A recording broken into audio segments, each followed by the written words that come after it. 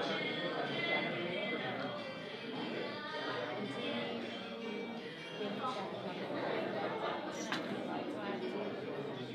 shouldn't have to say that.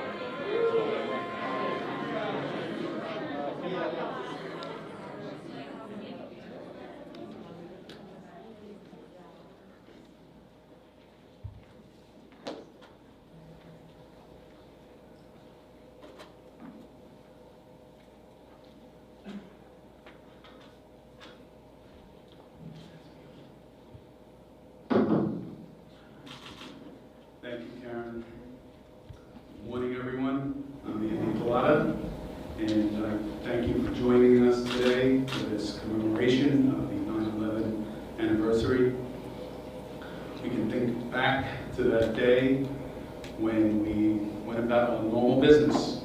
And I remember teaching in the Bronx and finding out that something had happened. Nobody could really find out what happened. Something terrible had happened. And then we started seeing the parents running to the school to pick up their children. And then we started hearing the sirens of the firehouses, with the firefighters getting on their trucks and driving to the World Trade Center. It was a day that I'm sure you will never forget, and I will never forget. I do remember a couple of weeks after that day, we started seeing on the fire trucks the names of the firefighters who had been killed. And that memory will be with us forever. People who really cared and really gave their all. We remember the victims today, and we remember the heroes. And I think it's important for us to remember the children today of those people who lost their lives, their families. We would love now to say the Pledge of Allegiance, and we have Jackson Kapetsky here today, a wonderful student, and a good young man to come up and give us the Pledge of Allegiance. Jackson.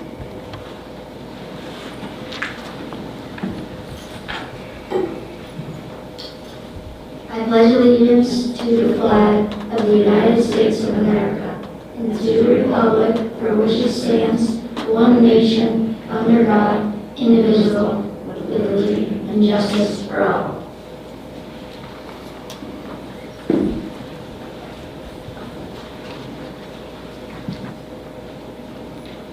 Thank you, Jackson.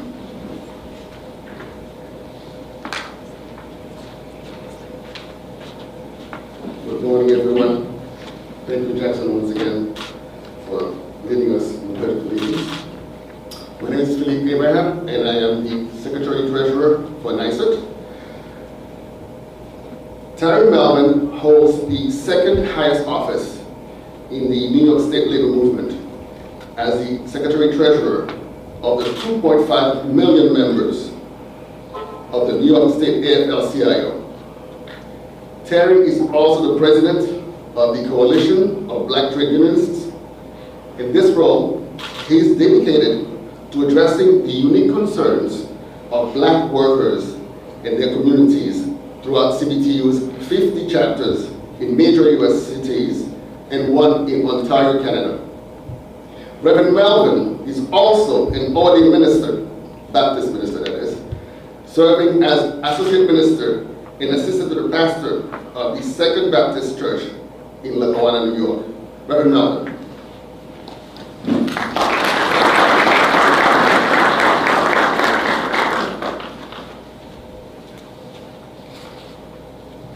Thank you so much, Philippe, for that introduction. Thank you, Andy, for the invitation to be here with you on today. Thank you to all the officers of the NYSUT organization for having me here today. This is one of my unions that I call home. What I see needs to be done, we've got to start with educating our youth, so I'm very dear. The teachers union is very dear to me.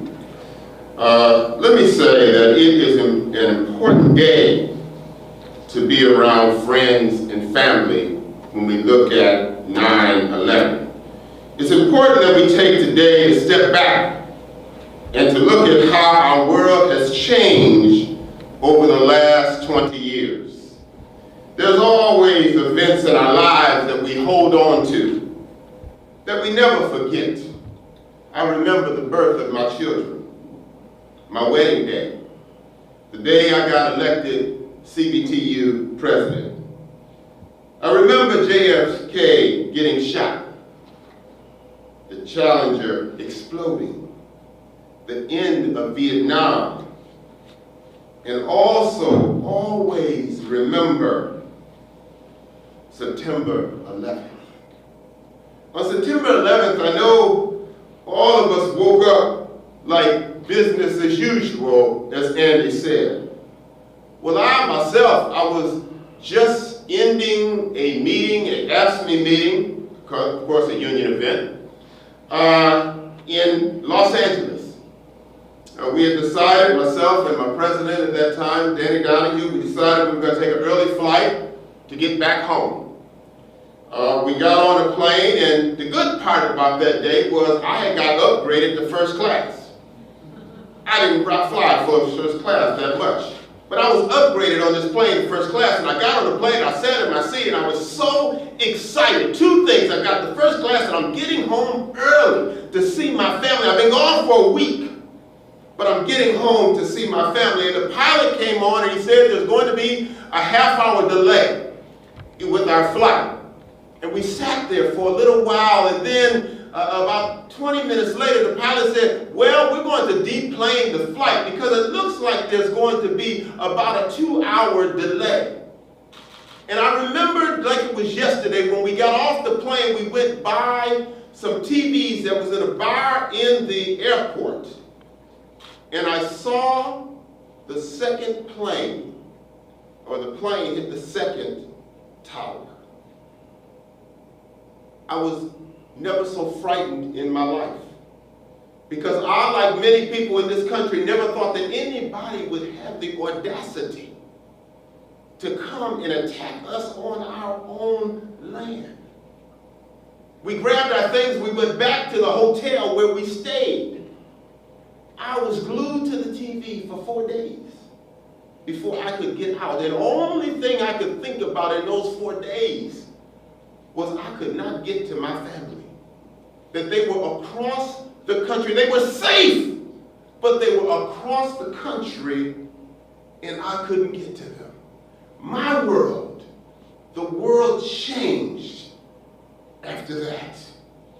In the immortal words of Benjamin Franklin, we sacrificed liberty for security. In the wake of the fear of radical terrorism, we as a nation concede levels of personal liberty and a voice for the false promise of security. 20 years later, Afghanistan is no better off than when we invaded. And we as a nation are in a worse state than when we started. In the past 20 years, we have watched the labor movement erode at an exponential rate. Much like Reagan, Bush broke the unions of airport security, disenfranchising thousands of workers with the stroke of a pen. To this day, we live with an underpaid, undertrained TSA now closer to a mall security than airport security. The unions were crushed for national security. We took the punch and elected Obama as a way to brighten the ship. But once again, we faltered at the finish line. He won the presidency twice, but we never got effort, neutrality, or any other labor rights. We first had Friedrichs, and then Janus, because we never controlled the Supreme Court. And while we sent our friends and family to fight a failed war, we ourselves were losing the class war here at home. The divide between the rich and the poor has grown exponentially. The cost of goods has outpaced our salaries. Billionaires can go to space but have no expectation of paying a living wage. We sacrifice but have few victories. Yet while we have lost ground, allowed mass surveillance to grow and our union numbers to decrease, we have seen a rise in a different area. The conscience of the people has risen. The younger generation is tightening their boot laces, much like we did in the 60s and the 70s. There is a rise in wokeness that has infected the nation, where racism, sexism, and homophobia are no longer social norms. The moral compass of this nation has risen to speak louder for the disenfranchised and more harshly to the elites. The people are waking up and rising up. The question and challenge for labor is, what role do we play in all of this? from the Occupy Wall Street movement to Black Lives Matter. Labor has taken a seat on the sidelines, only joining when tagged in. We've allowed other movements to organize our members while they took us along for the ride. We have watched this country wake up while some of us are still napping. So 20 years later, my message now is open your eyes. The movement is in front of us. The movement is happening. The people no longer trust institutions that have proven time and time again to serve as the oppressor instead of the liberator. Where will labor fall in all this?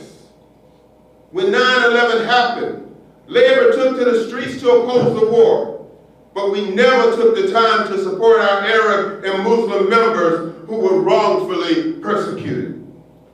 When Black Lives Matter happened, labor joined the marches and rallies after the AFL-CIO building in Washington, D.C. was burned. Where will labor fall this time? 20 years later, and hindsight is 2020. But I refuse to live the errors of the past.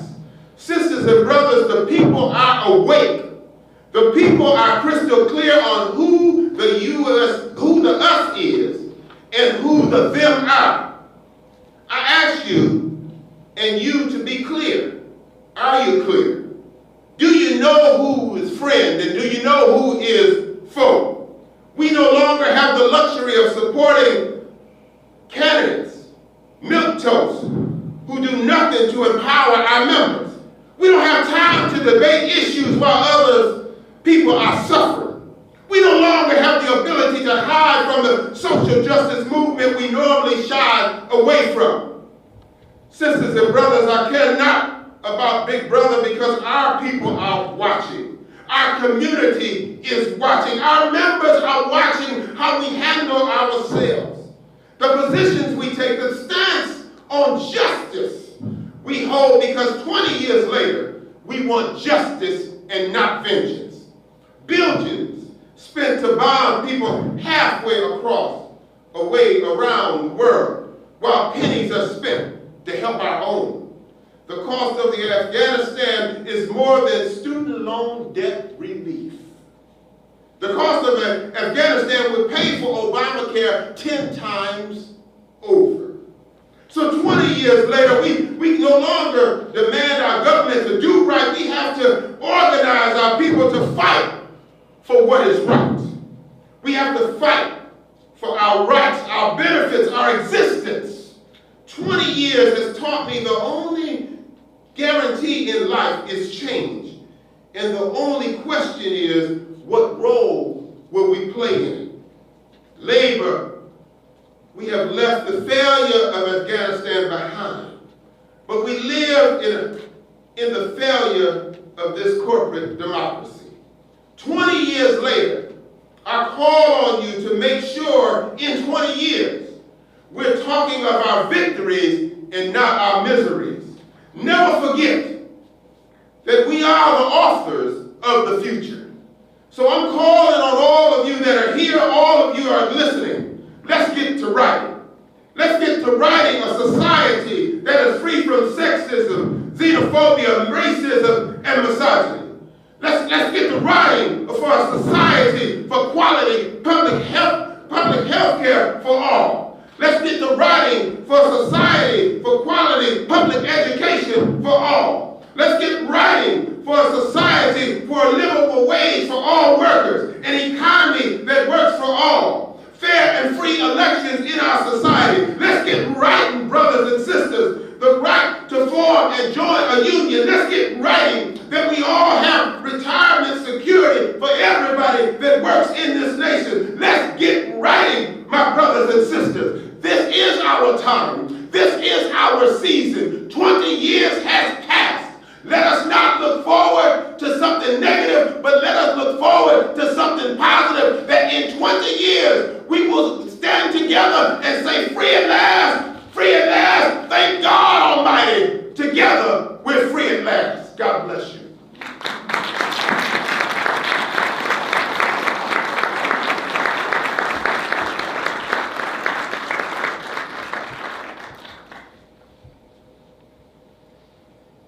Thank you, Reverend, for your powerful words and inspiration. My name is Ron Gross, and I am the second vice president of NYSUT. And on 9/11 of 2001, I was a social studies teacher in the William Floyd School District on Long Island. And after I was alerted to the attack, we obviously, as you know, Andy had mentioned and as others experienced, went into crisis mode, and the memories of the children being taken from the school and not really quite sure what was going on were things that I will never forget. But it really was the next day that is really embedded in my mind, because that is the day the students came back to school. And when they came back to school, there was just an eerie silence throughout the entire building. And during that day, they sat there looking at me as a social studies teacher and wondering, what does this all mean? And they had the same fear, anger, and frustration and concern. They were scared that I had. But we needed, as teachers, to present ourselves in a way to be as a comfort for them. And it was that bond that we formed that day. As so many of you have mentioned, never wanting to forget, that we knew that this was a day. This was going to be a day that we could never forget. It was for them, their, as we heard before, it was their moon landing. It was their, the assassination of JFK, their Pearl Harbor, the day where everybody knows where they were. And we were now bonded together in that shared experience. And it was very, it was very comforting to be with them as well, because it was something that brought us together. And through that time, and I wanted to share one more piece of a story here, is that there was so much darkness, and we didn't know how to get out of that. And it was a week later that, and those of you who know me, I'm an avid Met fan. It was a week later that baseball returned to New York. And when baseball returned, we sat there and wondered, I can't believe we're playing baseball. And in New York City.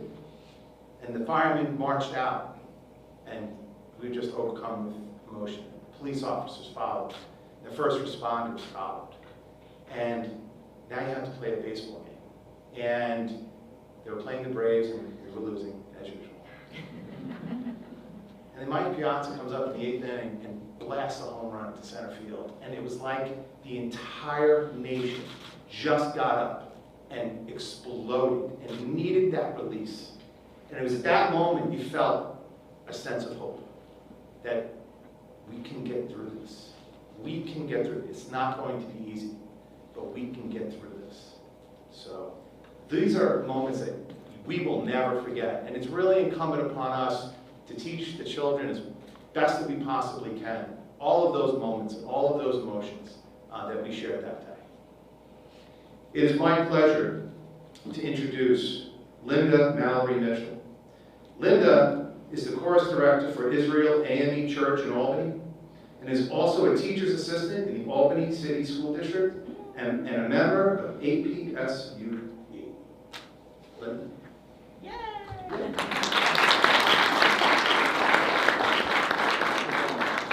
Albany School District, yay! Yay! Good morning. Good morning. Good morning. Good morning. Good morning. I didn't have my breakfast this morning. I didn't have yours. Thank you, Carolyn, for having me to come. And as we remember that day, 9/11, we was at church, and Mrs. Dorothy Hazelwood had her service that day. And when I was downstairs, and I said, when you saw the planes going into the building, wow, where were you at when this happened? Wow, 20 years. Wow. I want to thank all those who have really went out there and helped, but also remember the ones who lost their lives. So I'm going to do a little something. We got a little fun. Okay? I like having fun when I sing. Y'all say like y'all look bored. I'm saying, y'all look okay. All right, I gotta wake up, okay? Thank you. It's what I do at church and what I do at school too. Got a little kindergarten, I know they're waiting on me. Let's stand up, because this is an important song we're gonna sing. And then we're gonna do something really fun, okay? God bless America, land that I love. Stand beside her and guide her through the night with the light up above. From the mountains to the prairies to the ocean wide without. God bless America, my home, sweet home. God bless America, my home, sweet home.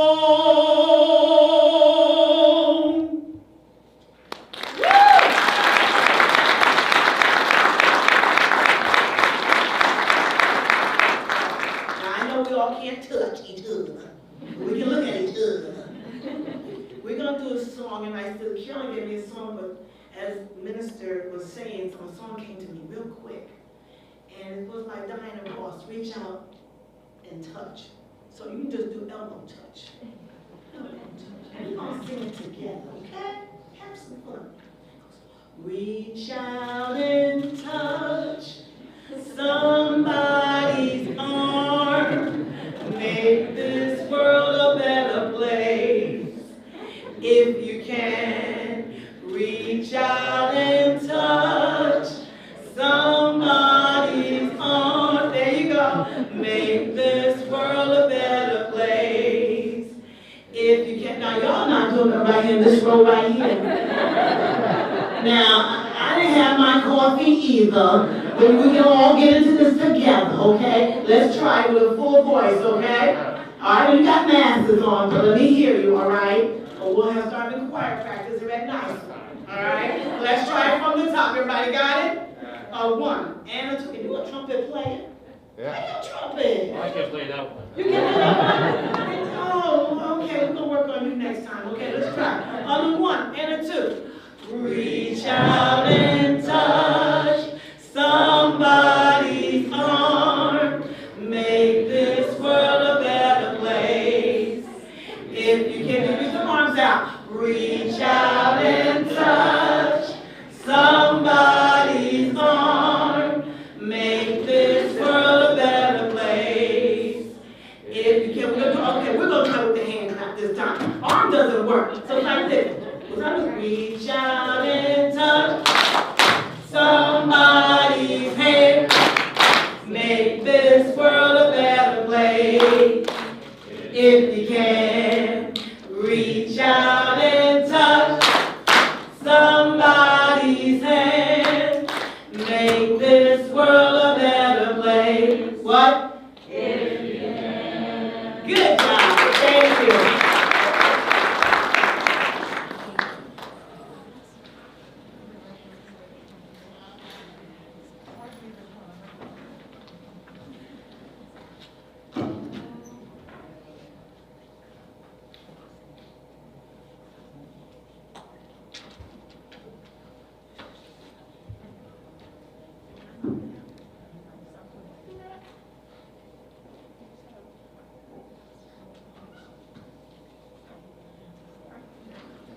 Good morning, everyone. Thank you, Linda, for that moving rendition. I gotta stop it moving. Appreciate it.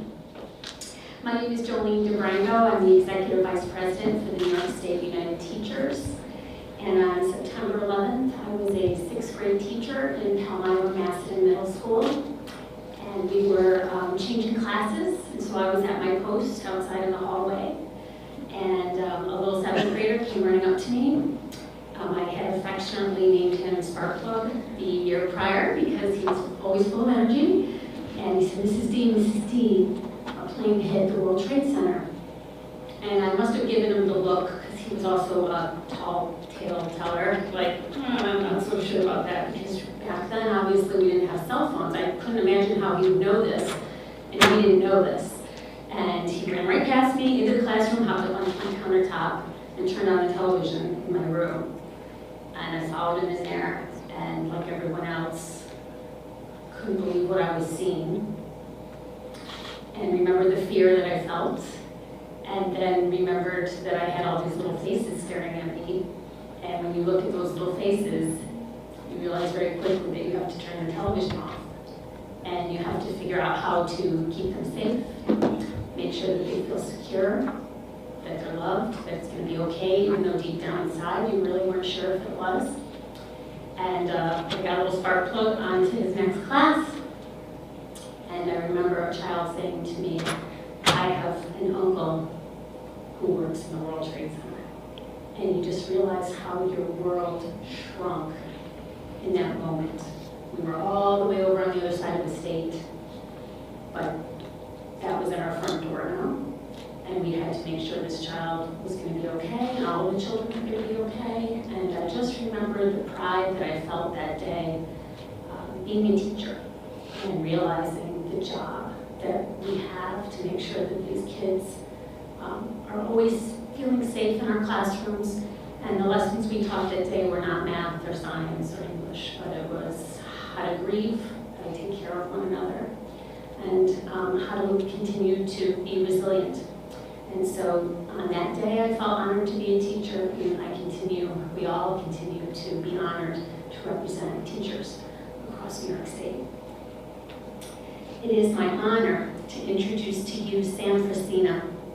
Sam is a former City of Albany firefighter and currently a third-term president of the 18,000-member New York State Professional Firefighters Association. Sam is fully committed to ensuring each one of his union sisters and brothers has an active advocate focused on their priorities and the well-being of his membership and their families. And on behalf of all of us at NYSUT, we want to thank all the firefighters for their service. Sam.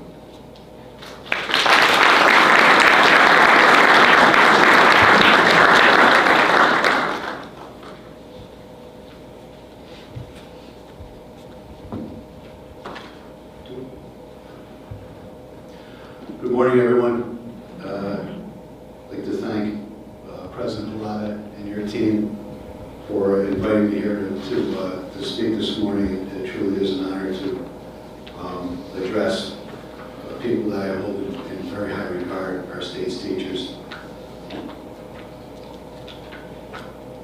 We're nearing the end of a very emotional week, especially as firefighters, a week that started with the celebration of Labor Day, a very important day for us all, and a week that will end with a memorial down at Ground Zero.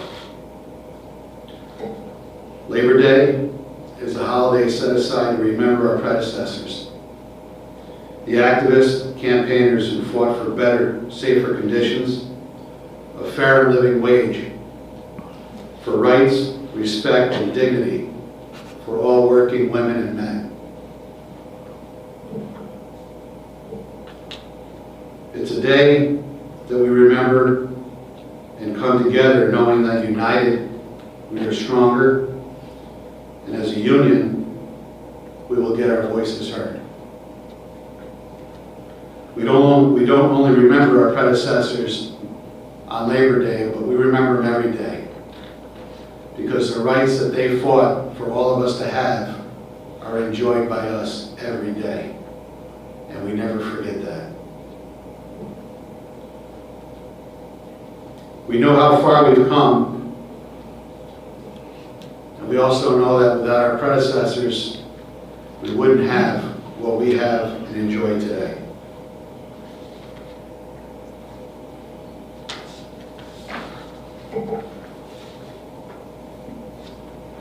We couldn't have accomplished our goals without standing united in the House of Labor, staying strong and never losing a step. Every member and every local working together, supporting each other on picket lines, during rallies, and supporting each other when we work to get better bills through our lobbying efforts in Albany.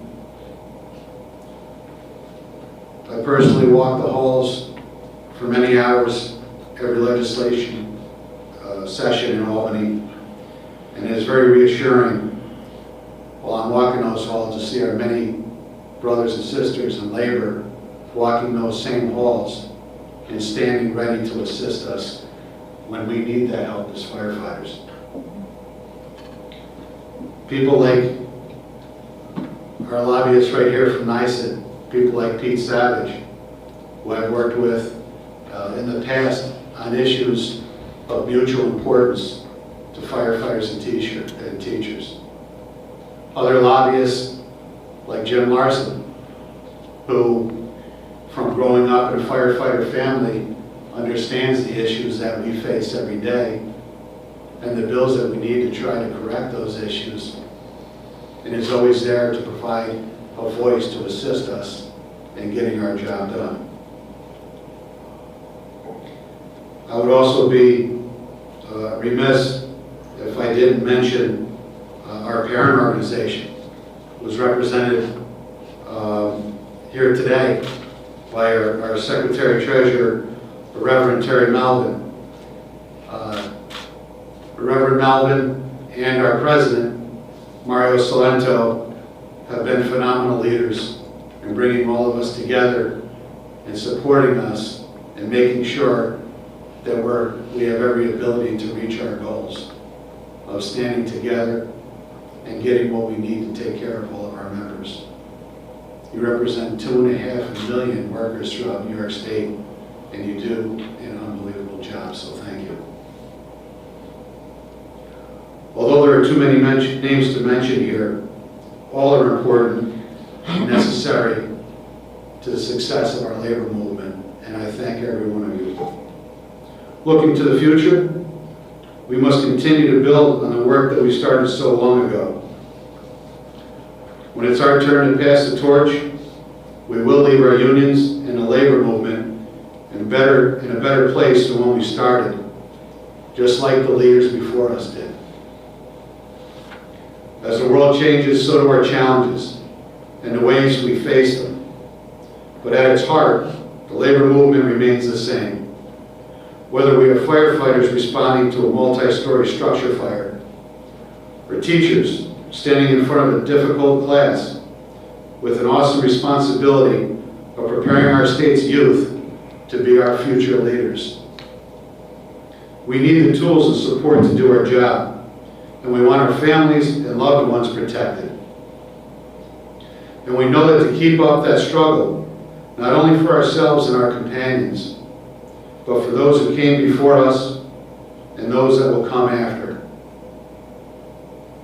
There will always be battles to fight, but there will always be determined, dedicated women and men ready to go to work and get the job done.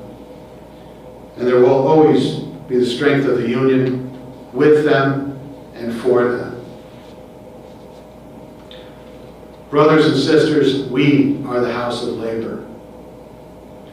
We are a family, looking out for each other, standing stronger when we march together with a common purpose. Like all families, we have fought through some hard times. This year, the 20th year anniversary of 9/11 forces us to remember how life changed that day for all of us.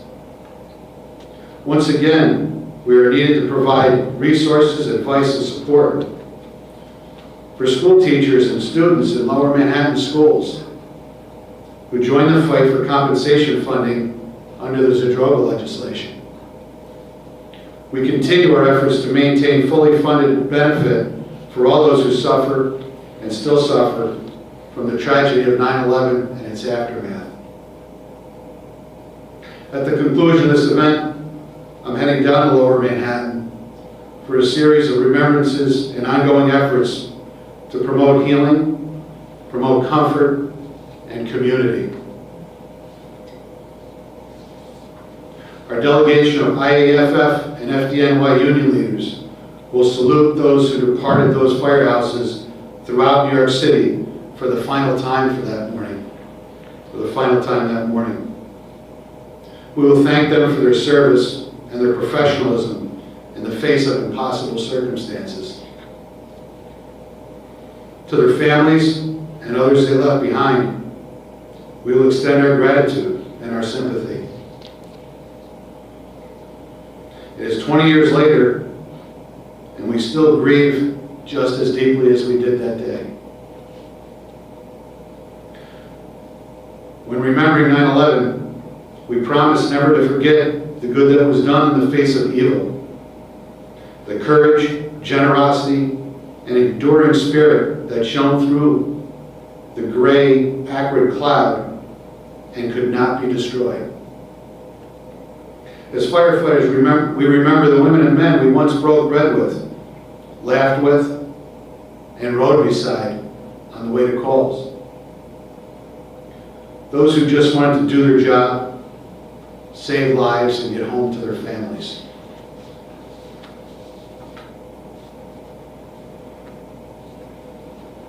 We will never forget any of you. May God bless all of you and protect those you love. Stay safe, and let us remain committed to one another. Thank you.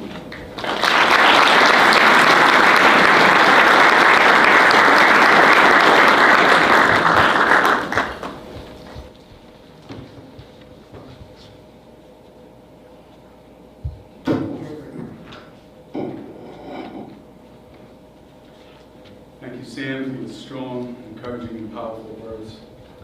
I'd like to now introduce Allie Crowley Duncan. Thank you for sharing your talents with us.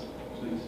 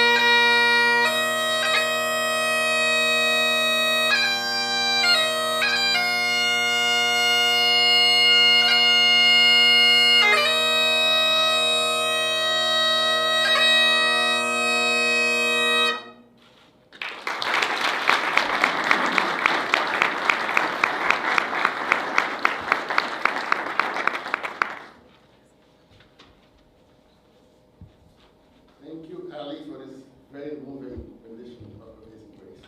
That was fantastic.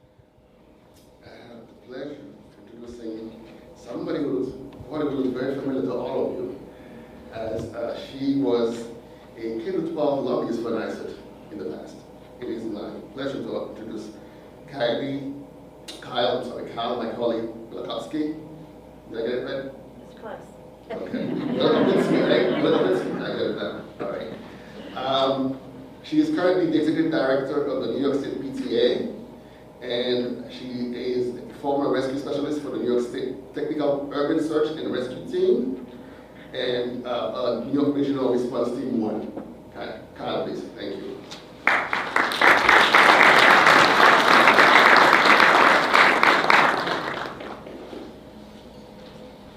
Brothers and sisters, it is my pleasure to join you this morning to remember and honor the 20th anniversary of one of our country's most solemn days. September 11th, 2001 was a day that changed America. It is a day of horrible tragedy, yet absolute heroism. It was a day for tremendous mourning, yet a day to appreciate and love family and friends. And it was a day that we should never forget. 20 years ago, today, all told, 2,977 people went about their day. They made their plans for dinner. They drove home from work. They kissed their children goodnight and tucked them into bed. They laid their heads on their pillows for the last time. 2,977 people didn't realize that today would be their last day. Sometimes we don't realize in life, and sometimes we just don't have the time. 20 years ago, tomorrow, our lives forever changed. At 8:46 a.m., Flight 11 struck the North Tower. At 9:03 a.m., Flight 175 struck the South Tower. At 9:37 a.m., Flight 77 struck the Pentagon. At 9:59 a.m., the South Tower collapses, something no one ever thought possible. At 10:07 a.m., Flight 93 crashed in Pennsylvania. At 10:28 a.m., the North Tower collapsed. 2,977 of our brothers and sisters, 343 firefighters, 71 police and court officers, 265 victims on planes, 2,606 souls perished in the World Trade Center collapses, 125 souls at the Pentagon from more than 80 countries. Heroes, 2,977 heroes. I had the honor of responding to Ground Zero as a member of the New York State Urban Technical Search and Rescue Team, New York Regional Response Team 1. It's a mouthful. The pile. As a firefighter, you train for the worst. Always hoping you never have to actually use your training. I know Sam would join me in that. That day, that sunny September day, none of us could fathom what we rolled on in New York City, what we experienced and what we witnessed. Those working the pile day after day, week after week, we were a very small piece of the largest rescue operation ever performed on U.S. soil. It was humbling, and those firefighters and EMTs and police officers should always be honored. After our time on the pile was done, responders came home to a different New York, a different country, a different world. What we witnessed in New York, the most amazing acts, from heroes, true selflessness, our state and country was being transformed at home. So while September 11th was one of the most awful days in our history, see, September 12th was one of the best. On September 12th, our country came together. We saw no differences, we loved each other, we supported each other, and we helped those in need no matter what. While I pray with all of my soul we never have another September 11th, we really need more September 12th. And now, sadly, 81,460 responders are ill. 30,582 non-first responder survivors are ill, thankfully, due to very great unions and some fantastic first responders. We now have health insurance and health care for life. More than 2,000 responders, my brothers and sisters, have died from their 9/11 related illnesses. Some of us get good news, even recently. Some of us don't get good news. We now die at a rate of more than one responder every day. I share this with you not to add to your sadness, but to highlight that each and every one of us would have made the same decision to work the pile, even knowing the outcomes.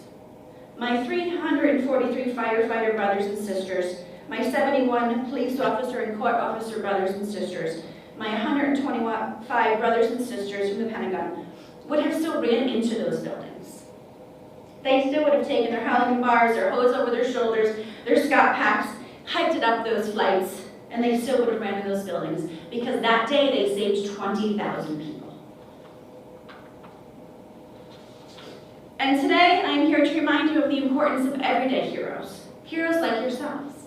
Teachers, school-related professionals, nurses, our college professors, those who dedicate every day, they dedicate their time and their commitment to helping others. I thank you. I thank you for the work that you do at NYSUT and the labor movement every day to make our state, our country, a better place for all. See, we all need more September 12th, and it's people like you that can make that happen. I'm often asked what people can do to honor victims, to honor our firefighters, to honor our responders, and I have a simple answer each time. Each and every day, we all have the opportunity to make a difference in someone's life.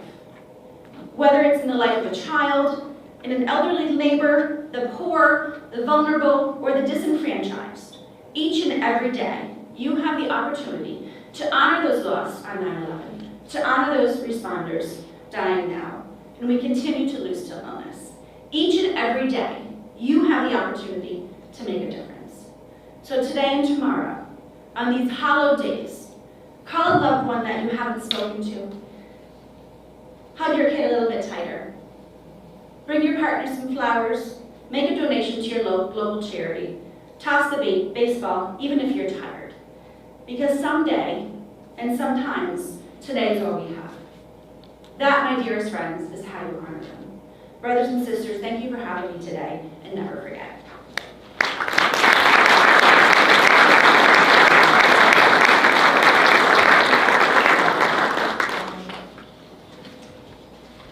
Thank you, Kyle, for your service and your sacrifice, and for the service and sacrifice of all first responders.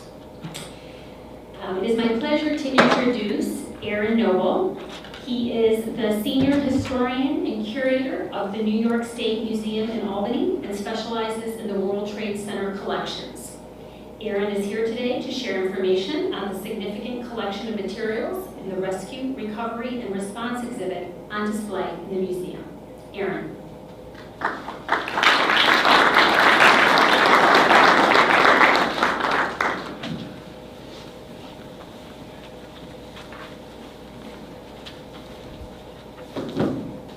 Good morning. I'd like to thank NYSUT for the invitation to speak about the museum, its collections, and its World Trade Center exhibit on, as we approach the 20th anniversary of September 11th, 2001. As a trained historian and museum curator, there's a kind of an axiom that history doesn't start until we're at 20 years. For the State Museum and its staff, September 11th was very clearly a moment of historical significance and importance. For the museum, history started that day and has continued for the last 2 decades.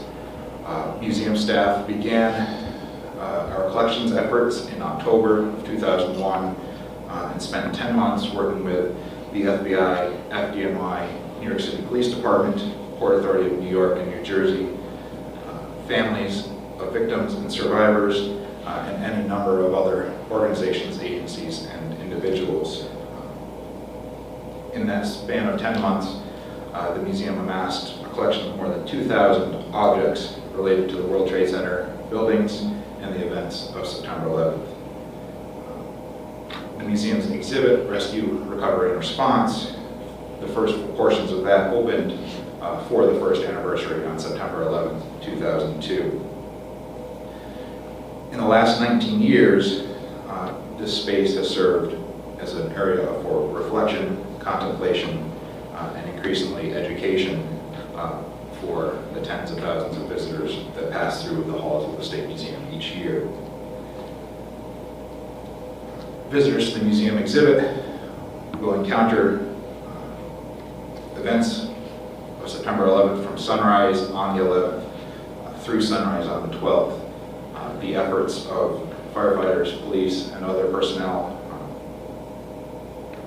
as they ran into the buildings, and in the span of just 102 minutes, executed the most successful emergency rescue and evacuation in our history.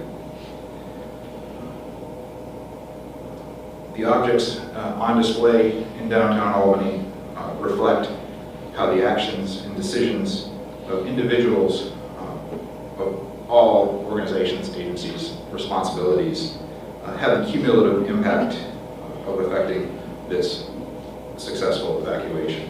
Whether it was a person in the Port Authority who made the decision to run the trains through the stations and back into New Jersey, thereby preventing the unloading of thousands of additional people into the base of the towers, to the firefighters that jumped on trucks, even though they were not necessarily on duty, to add to their expertise and their courage to the evacuations. The exhibit remembers the 2,977 victims, and especially this year pauses to remember the more than 4,000 individuals who have died from illnesses related to the September 11, 2001 attacks, and the tens of thousands of others who continue to struggle with health effects from 9/11. The museum will be offering tomorrow at 10 a.m. a virtual tour of the museum's exhibit for those who can't attend in person, and we encourage anyone in the capital region who is interested and able to also take the opportunity to remember the events through the museum's exhibit. As an agency of the New York State Office of Cultural Education and the New York State Education Department, the State Museum, its collections and exhibitions continue to serve as a resource for students, educators, and all citizens of the state of New York. And with that, I would like to thank everyone, and again, thank you for the opportunity to speak.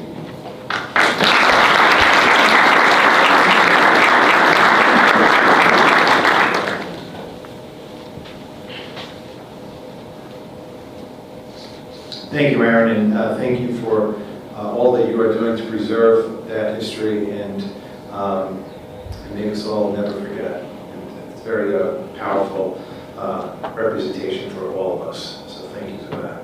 It is now my pleasure to introduce Reverend E. West McNeil, who is the Executive Director of the Labor Religion Coalition of New York State, which is supported by faith communities and labor organizations, including NYSUT. Reverend West McNeil joined the Labor Religion Coalition in 2014 as lead organizer and is also an ordained minister in the United Church of Christ. In their role as executive director, they acquired solidarity and collaboration among labor unions, including 1199 SEIU, AFGE, CSEA, GSEU, NYSNA, PSE CUNY, SEIU Local 200 United, UFCW, and UUP. Reverend.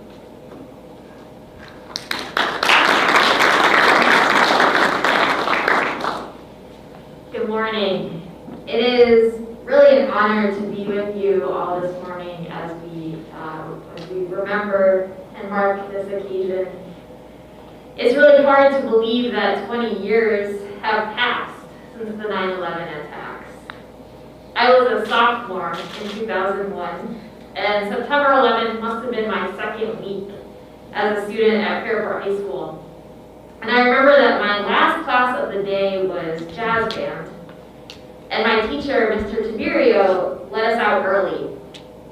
I stayed in the band room with a couple friends though, just talking with Mr. Tiberio, trying to process what had happened. This will impact the rest of your lives, he told us. And I remember feeling a little bit stunned as I realized that he was probably right. I thought back to his words many times over the years, and it was true. 9/11 reshaped the world that I was growing up into, and it altered the world for all of us. Looking back, the easiest thing to see is the devastation, the horror of that day and unspeakable loss, the scapegoating of Arabs and Muslims that followed, the wars. We will never be able to count the cost of those wars. And so as we gather today, the weight of these last 2 decades is in the air. It is still so heavy. We're not done mourning the dead. We're not done crying out to God for comfort and for healing and for forgiveness. And yet we have come a long way, 20 years.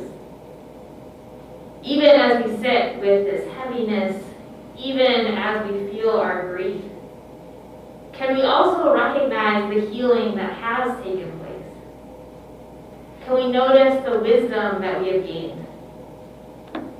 9/11 undeniably changed the world. And in what ways has it changed us?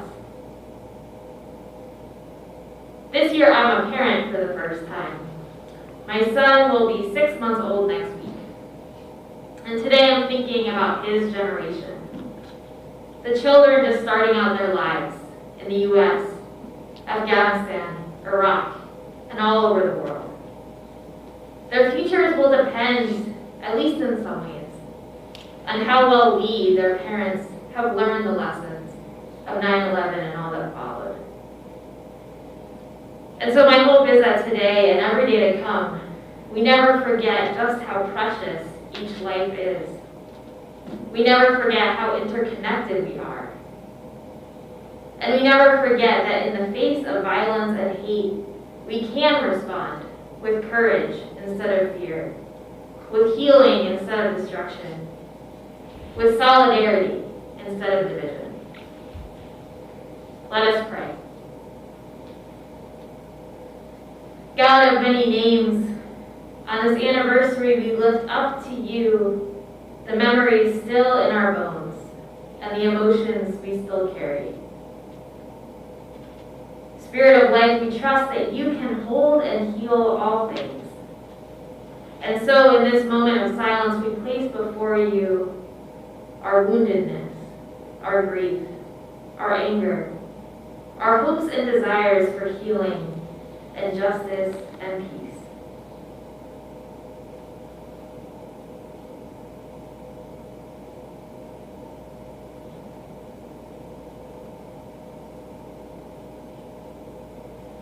God, who brings life from death, guide us in your way of reconciliation and love. As we remember those lost 20 years ago, we remember too all lives impacted and lost since. Bringer of peace, we trust in your reconciling power. We lift to you all those things within us and within our will that thwart your purpose of peace. We remember all the people of this world and ask that you help us to remember that we are all created in your image. Remind us of our connection to each other in this state, in this country, and around the world. Remind us that you make a way out of no way. And bless us as we go forth from this place to be bringers of peace and justice and hope. Amen.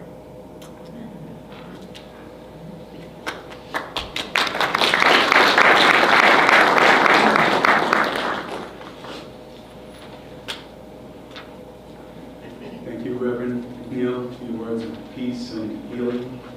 And my privilege now is to introduce Chris Doss, our trumpeter.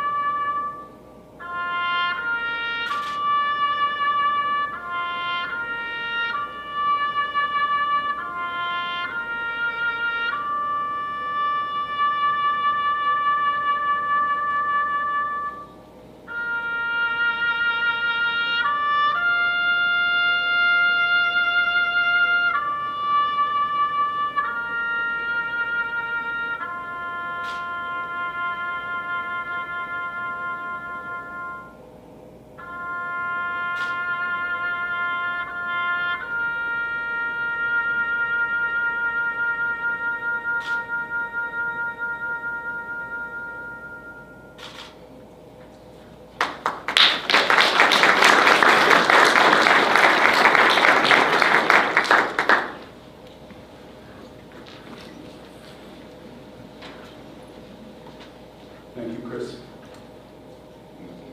Let us now have a moment of silence.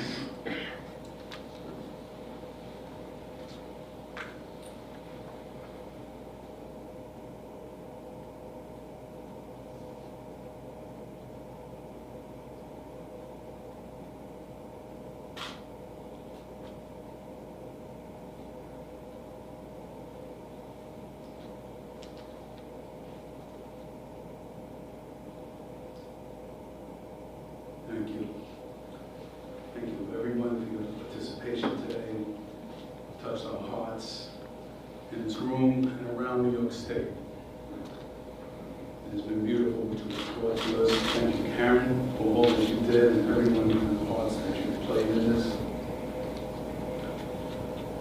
I'd like to close with Greg McCrae, if you would come up and lead us in solidarity for never more important than now. Thank you, Greg.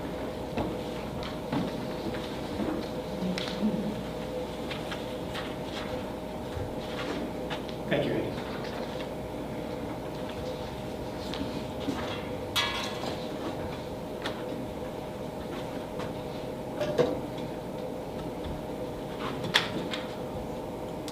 Solidarity Forever was written in response to a tragedy from 1912, the tragic Cabin Creek strike, West Virginia, which killed over 50 workers on both sides of the strike. It was adopted by the industrial workers of the world, and as such, has been sung all over the world, from Moscow to Reykjavik to New York to China. There's one thing universal though, it's no fun when you sing it by yourself. So I ask all of you to join me in singing. I was teaching 20 years ago first graders, and the day after September 11th, we joined together, and to lift our spirits we sang. And it gave us hope, and it gave us purpose, and it gave us a vision for the future. So I ask you to join us in singing together.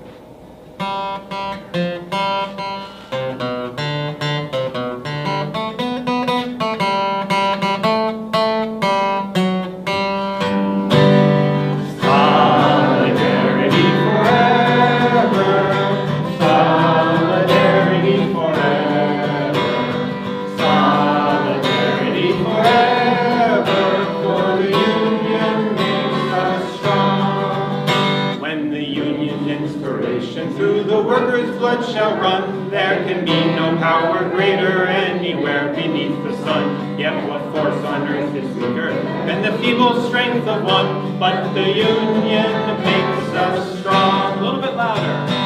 Solidarity forever. Solidarity forever.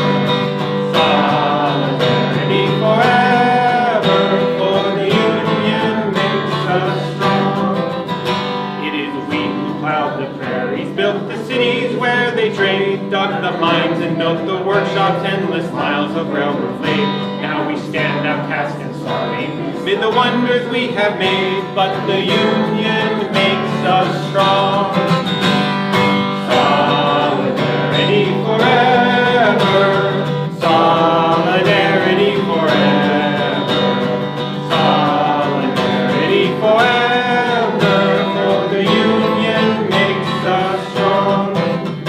They have taken untold millions that they never toiled to earn, but without our brain and muscle, not a single wheel can turn. We can break their haughty power, gain our freedom when we learn that the union makes us strong. Solidarity forever. Solidarity forever. Solidarity forever. For the union makes us strong.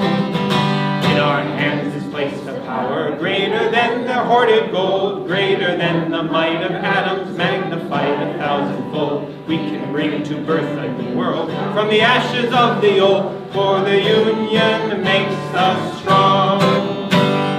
Solidarity forever. Solidarity forever. Solidarity forever. For the union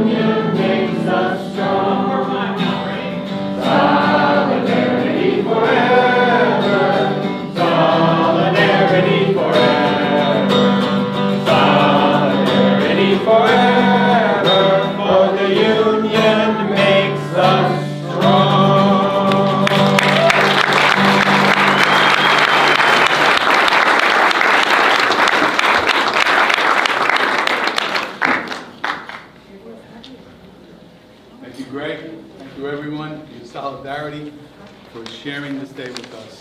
Have a good day. All right, thank you, everybody.